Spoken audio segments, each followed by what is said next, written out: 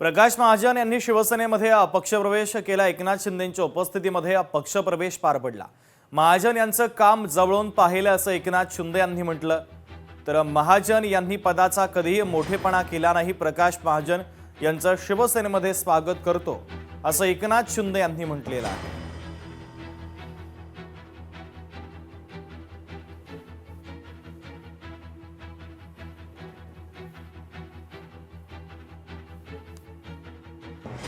अरे पहा, मला काल शिंदे साहेब रात्री 12:30ला भेटले आणि माझ्यासारख्या मराठी माणसाची ती काळजी करत होते। त्यावेळेस मराठी माणसाच्या नावावर राजकारण करणारे झोपले होते।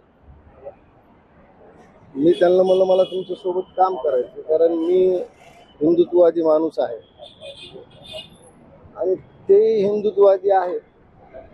प्रकाश महाजनजींचं मनापासून मी शिवसेनेमध्ये स्वागत करतो। मनापासून त्यांना धन्यवाद देतो की त्यांनी शिवसेनेवर आणि माझ्यावर विश्वास ठेवून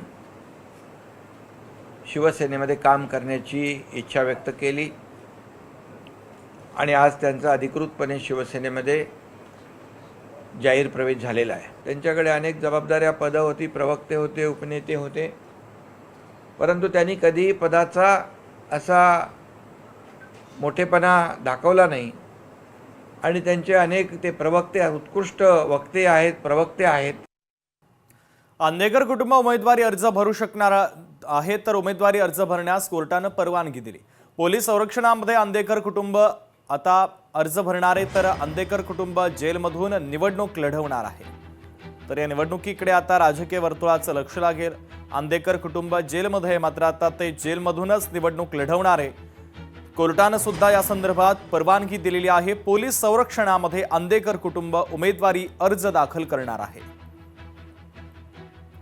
अमोल धर्माधिकारी आमचे प्रतिनिधी या बातमीच्या संदर्भातली अधिकची अपडेट आपल्यापर्यंत पोहोचवतात। अमोल, खरं तर अंदेकर कुटुंबाचा आता निवडणूक लढण्याचा मार्ग हा मोकळा झालेला आहे। पुणे न्यायालयाकडून तशा पद्धतीची परवानगी देण्यात आलेली आहे आणि दुसरीकडे पोलीस बंदोबस्तामध्ये एस्कॉट व्हॅनसह ते मतदान उमेदवारी अर्ज आहे तो भरण्यासाठी जाऊ शकतात। आपण पाहतोय की अंदेकर कुटुंबापैकी बंडू अंदेकर, सोनाली अंदेकर आणि लक्ष्मी अंदेकर हे तिघेही निवडणुकीच्या रिंगणात उतरणार आहेत अशा पद्धतीची चर्चा होती। तशी तयारी सुद्धा त्यांच्या कार्यकर्त्यांकडून सुरू झालेली आहे। पुण्यातल्या प्रभाग क्रमांक 23 मधून त्यांना खरं तर निवडणूक लढायची आहे आणि त्या अनुषंगानं अंदेकर कुटुंबाकडून ही तयारी सुरू झालेली आहे। प्रत्यक्षात ज्यावेळेस अर्ज भरण्याचे वेळ येईल त्यावेळेसचं नेमकं चित्र काय असणार आहे हे पाहणं महत्वाचं आहे, कारण पुण्यामध्ये जिथं अंदेकर कुटुंबाचं वर्चस्व आहे तिथं कोमकर कुटुंबाचं सुद्धा वर्चस्व आहे आणि अंदेकर विरुद्ध कोमकर हा वाद आपण पाहतोय गेल्या अनेक वर्षांपासूनचा आहे। त्यामुळे पोलीस बंदोबस्तामध्ये अंदेकर कुटुंब हे उमेदवारी अर्ज भरू शकतं, याला न्यायालयाने परवानगी दिलेली आहे। ठीक आहे अमोल, अत्यंत महत्त्वाचे अपडेट या बातमीच्या संदर्भातले पोहोचवलेले आहेत। तुर्तास धन्यवाद।